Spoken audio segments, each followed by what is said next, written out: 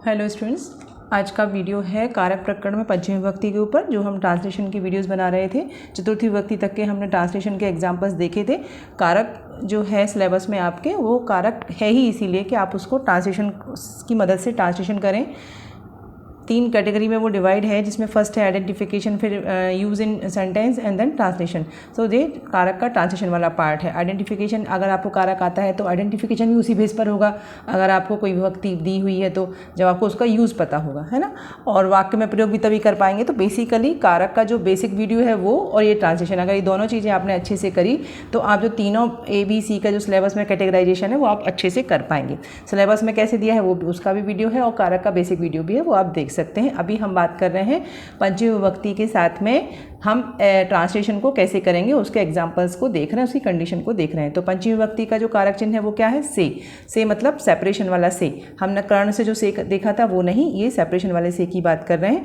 तो से का प्रयोग वाक्य में बहुत सारी जगह पर होता है। किस किस जगह पर होता है वो हम देखेंगे, और कैसे प्रयोग करते हैं पंचमी विभक्ति का वो देखेंगे। तो सबसे पहला है दूरी के लिए, मतलब दूरी इन द सेंस सेपरेशन, मतलब कोई एक चीज़ जहाँ थी वहाँ से निकल के दूसरी जगह जब जाती है तो वहाँ पर पंचमी विभक्ति का प्रयोग होता है। जैसे गंगा हिमालय से निकलती है तो उद्भव, जो उत्पत्ति जब होती है, तो जैसे एक माँ से डिलीवरी से बच्चा पैदा हुआ तो पहले वो माँ के साथ में ही था, फिर डिलीवरी से वो अलग हो गया, डिलीवरी होने के बाद वो अलग हो गया, तो वहाँ पे भी अपादान कारक पंचमी विभक्ति लगता है। तो गंगा हिमालय से निकलती है, तो गंगा हिमालय से किसके आगे लगा हुआ है? हिमालय की। तो जो पंचमी विभक्ति लगेगी वो किस में लगेगी? हिमालय में। क्यों लगेगी हिमालय में? क्योंकि हिमालय से सेपरेशन हो रहा है गंगा का। ठीक, तो गंगा तो वैसे ही का वैसा रहेगा, प्रथम विभक्ति एक वचन, मतलब कि कर्ता कारक ही रहेगा ये। हिमालय से, तो हिमालय में पंचमी विभक्ति लगेगी, एक वचन लगेगा, द्विवचन, बहुवचन? एक वचन ही लगेगा, क्योंकि हिमालय एक वचन में ही वाक्य है। तो हिमालयात निकलती है को संस्कृत में बोलते हैं निसरति। ठीक है, सरति मतलब बहना होता है, और निकलने का जो सरति में जब हम नहीं उपसर्ग लगा देते हैं तो वो निसरति बन के निकलने का मतलब हो जाता है। तो गंगा हिमालयात निसरति। गंगा हिमालय प्रभवती भी लिख सकते हैं। प्रभव मतलब निकलना होता है, उत्पन्न होना होता है। ठीक है, तो हिमालयात, ये आपको रूप कैसे पता चलेगा कि हिमालयात आएगा यहाँ पर? तो आपको हिमालय के रूप याद होने चाहिए। हिमालय के रूप कैसे चलेंगे? ये अकारांत पुल्लिंग का शब्द है हिमालय, तो यहाँ पर हम राम के जो रूप चलते हैं, राम, उसी के हिसाब से हिमालय के रूप भी चलेंगे। तो हिमालयात इस वजह से यहाँ पर आया है पंचमी विभक्ति एक वचन का रूप। तो गंगा स्त्रीलिंग का एक वचन का रूप है, तो गंगा ही होता है, आकारांत स्त्रीलिंग का शब्द है ये। हिमालयत निसरति। दूसरा वाक्य है, ये बहुत कॉमन सा वाक्य है, सभी जगह सभी एग्जाम्पल में पढ़ते हैं। पेड़ से पत्ते गिरते हैं, पिछली साल ये वाला एग्जाम्पल आया था एग्जाम में। तो पेड़ से पत्ते गिरते हैं, तो पेड़ से, तो जो शब्द है पंचमी विभक्ति का कारक चिन्ह जो है वो पेड़ के पीछे जुड़ा हुआ है। तो जो पंचमी विभक्ति लगेगी वो किस में लगेगी? पेड़ में लगेगी। तो पेड़ को संस्कृत में क्या बोलते हैं? वृक्ष बोलते हैं। तो वृक्ष जो है वो आकारांत पुल्लिंग का शब्द है, तो वो उसमें भी पंचमी विभक्ति लगी, तो क्या बना? वृक्षात। पत्ते बहुवचन का शब्द है, तो बहुवचन का शब्द है, तो इसमें बहुवचन पत्ते का बनेगा, क्या बनेगा? पत्राणी। पत्रम, पत्रे, पत्राणी, नपुंसकलिंग का ये शब्द है। गिरते को संस्कृत में क्या बोलते? पतंती। तो पतंती जो शब्द है वो बहुवचन का लगेगा। क्यों लगेगा? क्योंकि जो पत्ते हैं वो बहुत सारे हैं, तो इसीलिए बहुवचन लगेगा यहाँ पर। गिरने की जो क्रिया है वो पत्तों में हो रही, वृक्ष में नहीं हो रही। वृक्ष तो एक ही है, लेकिन वृक्ष के हिसाब से क्रिया नहीं बनी है पतंती, पत्तों के हिसाब से क्रिया बनी, क्योंकि जो एक्शन है वो पत्तों में है, वृक्ष तो स्टैटिक है, तो एक्शन किस में हो रहा है? पत्तों में हो रहा है। तो ये कभी भी कंफ्यूज नहीं होना है कि वृक्ष तो एक ही है, तो यहाँ पर जो गिरने की क्रिया है वो एक वचन में करके पतती होगा, नहीं, गिरने की जो क्रिया है वो पत्रों में हो रही है, तो इसीलिए यहाँ पर बहुवचन का पतंती ही होगा।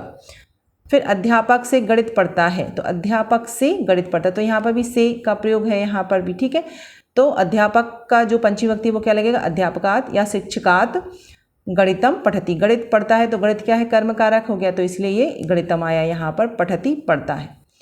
सांप नेवले से डरता है, सर्पः नेवला, सांप नेवले से डरता है, तो सांप और नेवले से जो है वो नेवले में लगा हुआ है, तो सांप को संस्कृत में बोलते हैं सर्पः, नेवले को संस्कृत में बोलते हैं नकुल, तो नकुलाद।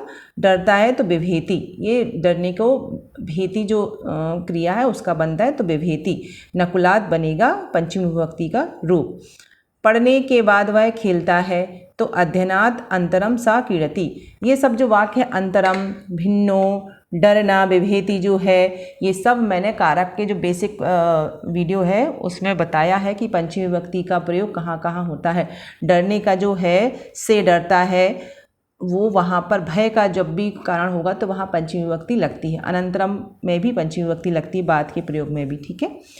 गांव नगर से भिन्न होता है, तो से लगा है यहाँ पर भी, तो नगरात भिन्नो वर्तते ग्रामा, या गांव नगर से, तो नगर से में नगर में पंचमी विभक्ति लगेगी तो नगरात, भिन्न है तो भिन्नो, होता है वर्तते गांव ग्राम, ऐसे भी बना सकते हैं। ऐसे दूसरे तरीका बनाने का क्या है, ग्राम नगरात भिन्नो वर्तते, ऐसे भी बना सकते हैं। मैंने इसको इसलिए ऐसा बनाया कि आप लोग कंफ्यूज नहीं हो कि ये भी सही है अगर हमने पीछे गांव को लिख दिया है, ठीक है। वर्तते मतलब होना होता है, भिन्नो तो गांव नगर से भिन्न है, ये आपको ये पता होना चाहिए। भिन्नों में भी आपने सब पंचमी विभक्ति लगाई हुई है। क्यों लगाई हुई है, क्योंकि जब भिन्न शब्द आता है तो उसमें भी उसकी क्रिया चलती है। अब दूसरा है उत्पादक में। उत्पादक मतलब कि जिससे जो चीज़ पैदा होती है, ठीक है। तो जिससे जो चीज़ पैदा होती है, जैसे दूध से दही बनती है, दूध से दही, दही तो दूध से ही बनती है ना सिर्फ, तो दूध से, तो दूध में पंचमी विभक्ति लगेगी, तो दुग्धात दधी, दही को दधी बोलते संस्कृत में, बनती है तो बभती, ठीक।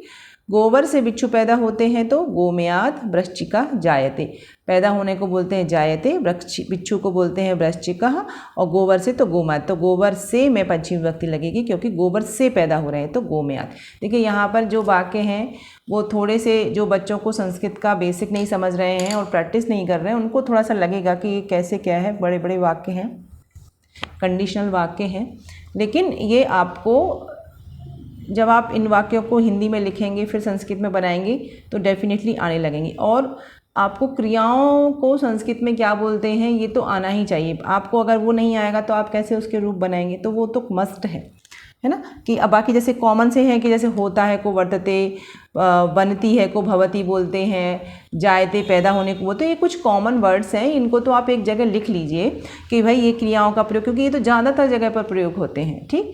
तो आपको ये पता होना चाहिए, क्योंकि पढ़ना है, लिखना है, खिलना ये दूसरे एक्शन है, और जो इसमें सहायक के रूप में शब्द होते हैं, होता है, बनती है, जाते हैं, तो इस टाइप की जो चीज़ें हैं उनको आपको निकलती है ये लिख लेना चाहिए मेरे हिसाब से, तो आपको ईजी होता है कि हमें यहाँ पर इस तरीके से इसका प्रयोग करना है। नेक्स्ट इसका प्रयोग होता है मार्ग या काल में, मतलब कि आपका किसी भी ड्यूरेशन, मतलब कोई रास्ते के बारे में बताया जा रहा है या कोई टाइम ड्यूरेशन के बारे में बताया जा रहा है, तो वहाँ पर भी पंचमी विभक्ति का प्रयोग होता है। जैसे जन्म से 10वें महीने में, तो जन्म से आया है यहाँ पर कारक चिन्ह से आप आइडेंटिफाई करते हैं, तो जन्मना 10वें माह से, ठीक। किस में लगेगी पंचमी विभक्ति, जन्म में, जन्म ये यहाँ पर क्या जन्म में लगेगी यहाँ पर पंचमी विभक्ति, नहीं, जन्म में नहीं लगेगी, यहाँ पर लगेगी जो काल को बता रहा है उसमें, मास में, ठीक। मार्ग और काल में जब भी आप पंचमी विभक्ति लगाएंगे तो जो उस पीरियड को बताने के लिए शब्द का प्रयोग किया जाता है उसमें पंचमी विभक्ति लगेगी, ये ध्यान रखिएगा। तो यहाँ पर लगेगा मास में, ठीक। 10वें तो वैसे ही बहुवचन की है, तो उसमें तो नंबर वाली जो स्थिति होती है वो एक अलग स्थिति है, उसको जब हम नंबर वाली सेंटेंस करेंगे संख्या वाले तब आप समझा देंगे उसमें, लेकिन इसमें बस समझने की ज़रूरत है कि जो बताने का जो चीज़ है वो क्या बताइए यहाँ पर, मास जो बता रहा है काल को, महीना, वर्ष, और 10 वर्ष को जैसे डिकेड बोलते हैं इंग्लिश में, वैसे ही यहाँ पर भी है संस्कृत में जो समय को बताने वाली शब्द हैं उसमें यहाँ पर आपको पंचमी विभक्ति का प्रयोग। जैसे भोपाल से 50 कोश की दूरी है, भोपाल से लगना तो भोपाल में चाहिए था पर नहीं लगी, किस में लगी है, 50 कोश की दूरी में, तो 50 जो समय बताने के लिए है उसमें लगी है 50 क्रोशः, तो यहाँ पर इस तरीके से ये वाक्य बनेगा। दूसरा है विवाह के 9वें दिन, तो विवाह से 9वें दिवस, तो यहाँ पर भी विवाहात 9वें दिना, तो यहाँ पर दिन में भी लगी हुई है, ये देखिए पंचमी विभक्ति, ठीक है। विवाह में भी लगी हुई है और दिन में भी लगी हुई है, दोनों में लगाई हुई है इस वाले वाक्य में। अगर आप नहीं भी लगाएंगे दिन विवाह में, दिन में लगा देंगे तब भी वो वाक्य सही होता है। तो इस तरीके से ये हमारा पंचमी विभक्ति के छोटे छोटे से उदाहरण हैं जो मैंने आपको बताए। ज़्यादातर जो उदाहरण आते हैं वो इन एग्जाम्पल्स में से आते हैं, और ज़्यादातर उत्पादक के रूप में से आते हैं। समय और मार्ग के कम आते हैं, लेकिन आ जाएँ तो फिर आपको वो वैसे ही बनाना है उसको। ठीक है, तो इस तरीके से पंचमी विभक्ति के उदाहरण हैं, आप लोग इसकी प्रैक्टिस करिएगा। जहाँ पर से आया है वहाँ पर करण कारक को और पंचमी विभक्ति के कारक को कैसे डिफाइन करना है वो आपको आना चाहिए। करण कारक को मैंने बता दिया कि कहाँ कहाँ पे करण कारक लगेगा। पंचमी विभक्ति का मैंने अभी बताया कि कहाँ पर पंचमी विभक्ति का प्रयोग होगा।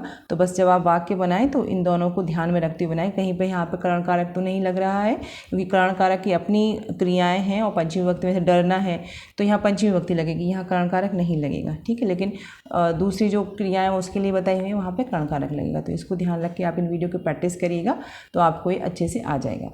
आगे के वीडियो में हम षष्ठी विभक्ति देखेंगे। Thank you very much.